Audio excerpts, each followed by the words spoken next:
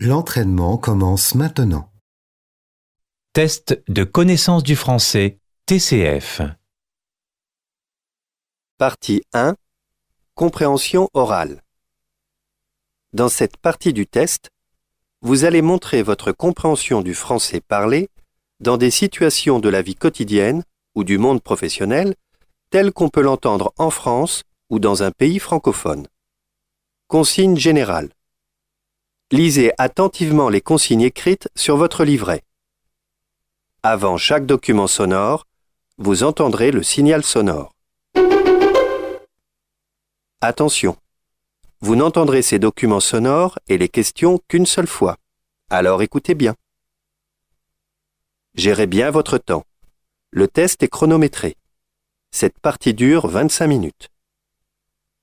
Répondez directement sur la feuille de réponse. N'écrivez rien sur ce livret. Vous devez choisir une seule réponse, A, B, C ou D, et cocher une seule case sur la feuille de réponse. Attention! Si vous vous êtes trompé et avez, par exemple, coché la case B, cochez une nouvelle case et entourez cette case. Nous commençons. Tournez la page. Écoutez les 4 propositions. Choisissez celle qui correspond à l'image. Regardez l'image 1. A, À toi de jouer, Paul. B, Bon appétit, jeune homme. C, Bonjour, messieurs. D, Excusez-moi, garçon.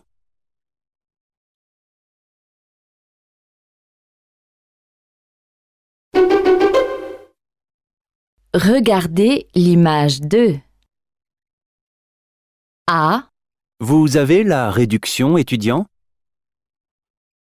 B, Vous faites les paquets cadeaux? C, Vous prenez les tickets restaurants? D, Vous vendez le magazine Télérama?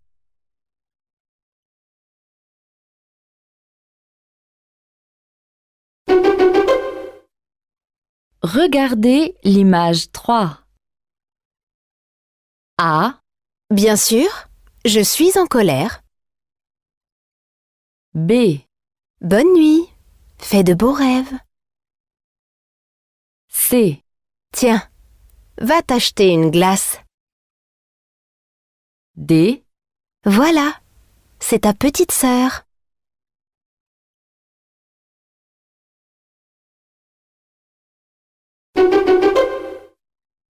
regardez l'image 4. A, À quelle heure allez-vous déjeuner? B, Où se trouve la cabine d'essayage? C, Pouvez-vous m'indiquer la sortie? D, Quelle est la matière de ce tissu?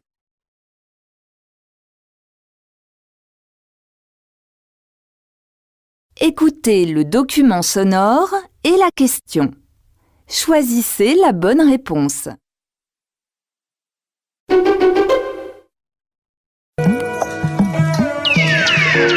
Dès 6 ans, on peut faire des expériences écologiques rigolotes. Récupérer des feuilles utilisées, les recycler et créer son propre papier.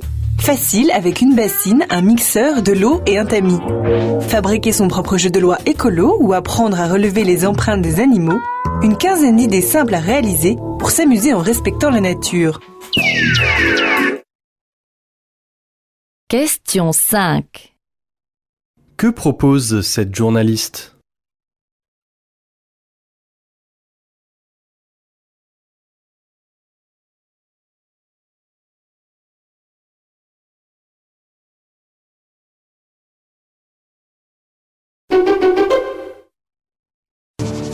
La campagne australienne, son caractère rude, son atmosphère fermière, ses vignobles parfaitement soignés. C'est le décor de la vie de Céline Rousseau. Il y a 10 ans, la Française a décidé de produire du vin dans les collines des Hilltops. Une région souvent hostile, la sécheresse menace les récoltes chaque année. Au petit matin, il fait encore frais dans les vignes. Mais dans quelques heures, la température atteindra les 40 degrés. Question 6.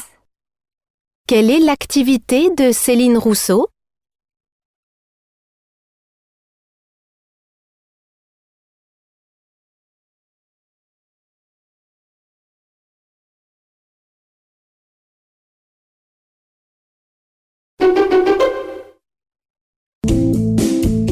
Guy Martin aime faire corps avec le cheval.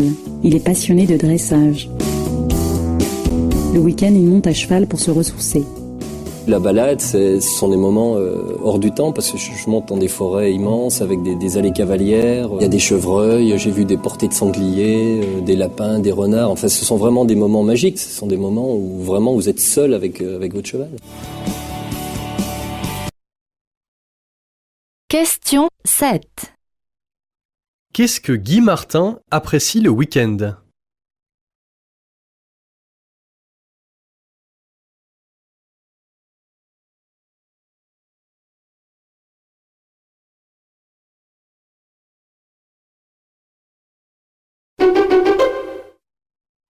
Nous sommes dans une manifestation qui s'appelle le Festin de Rabelais. C'est la première édition de cette manifestation. Et le Festin de Rabelais, ce sont des artisans, ce sont des producteurs, ce sont des chefs qui proposent leurs produits au public. Et le public vient en effet goûter ces produits. Nous aussi, on va goûter ces produits. Question 8. Qu'est-ce que le Festin de Rabelais?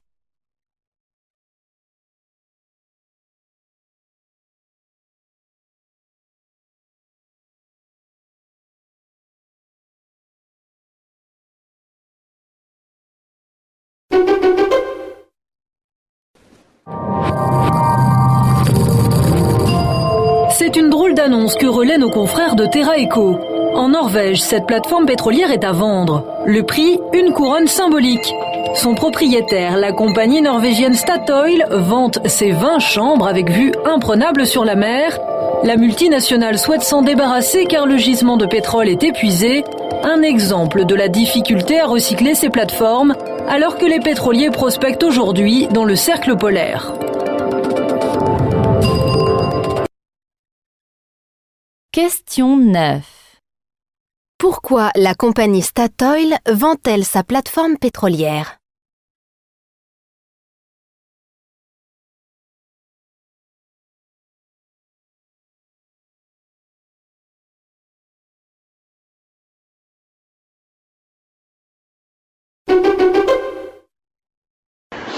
Dans les années 90, la transition se traduit notamment par la montée de l'anglais. Suprématie aujourd'hui confirmée, mais la tendance se nuance. Avec près de 50 000 élèves à Saint-Pétersbourg, le français résiste bien, un peu derrière l'allemand. Parmi la vingtaine d'écoles spécialisées, ce lycée bilingue fondé en 1994.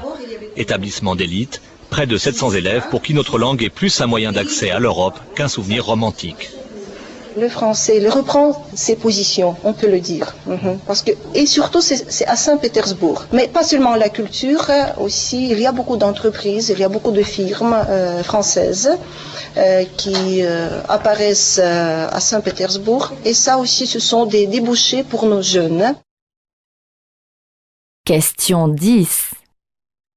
Selon ce reportage, comment s'explique la popularité de la langue française à Saint-Pétersbourg?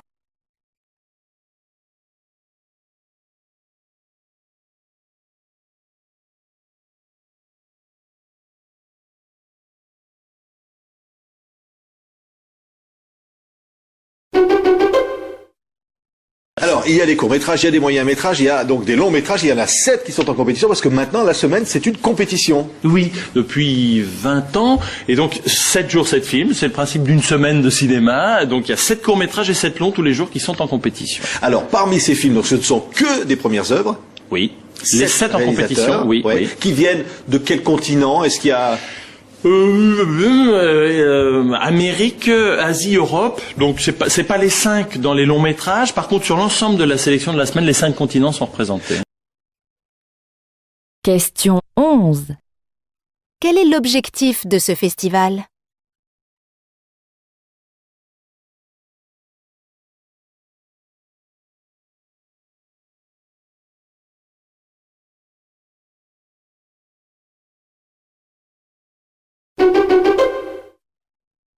On consomme énormément, on use les ressources, on pollue la terre, il faut arrêter pour les générations futures. Donc il faut arrêter d'être des consommateurs irresponsables, de vivre du superflu, de vivre de l'inutile, de vivre du futile. Tout ça n'est pas nécessaire, n'est pas non plus nécessaire au bonheur, parce que le bonheur, c'est par la qualité de la vie affective, c'est par la qualité de la vie spirituelle.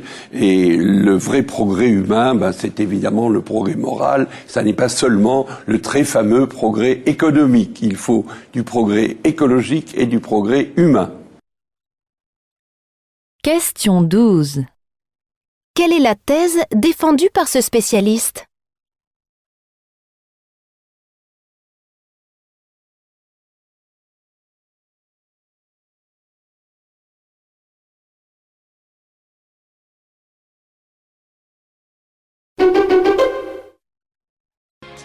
« 2 300 000 Français aujourd'hui expatriés, c'est peu, si j'ose dire, par rapport aux quelques 5 millions d'Italiens vivant hors de la péninsule italienne.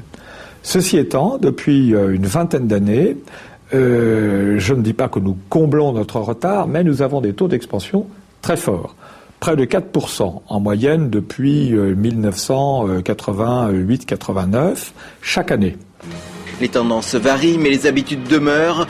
L'Europe proche accueille encore la majorité des Français recensés. Seuls les États-Unis entrent dans le top 5 des pays où leur présence est la plus forte. Question 13. Quelle est la tendance des Français en matière d'expatriation?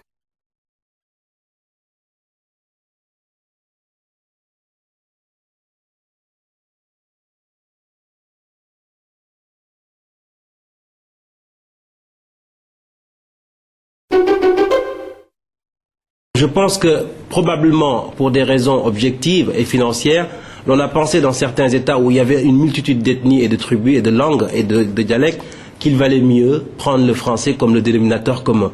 Mais il est vrai que si une télévision veut être nationale, parce qu'on a parlé au début de télévision nationale, une télévision nationale c'est une télévision où la nation se reconnaît. Absolument. Sur le plan linguistique et aussi dans ses différentes catégories, à savoir le troisième âge, les handicapés, les femmes, les jeunes, etc.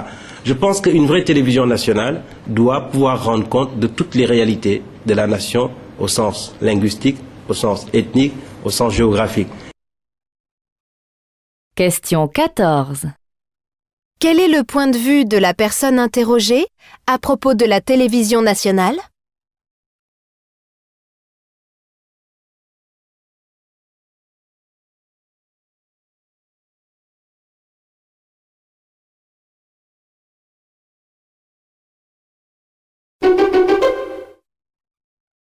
C'est un grand plaisir pour moi chaque année de travailler avec une petite équipe et de réfléchir à qu'est-ce qu'on va y mettre, de quoi on va parler. Et on commence évidemment par se pencher sur l'actualité de l'année. Qu'est-ce qui a marqué l'actualité québécoise? Qu'est-ce qui a fait l'objet de débats? Qu'est-ce qui a créé de la polémique?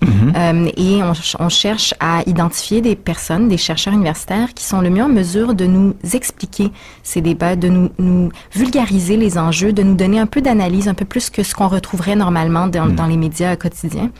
Et c'est ça, on construit une table des matières qui se penche à la fois sur l'actualité plus chaude et sur des mouvements de fond de la société. On essaye par la publication de l'État du Québec, de montrer quelles sont les grandes tendances sociales à l'œuvre.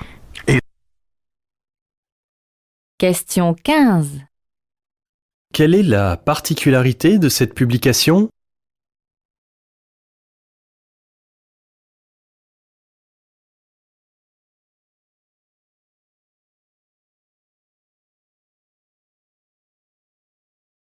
Vous venez de terminer les questions de compréhension orale.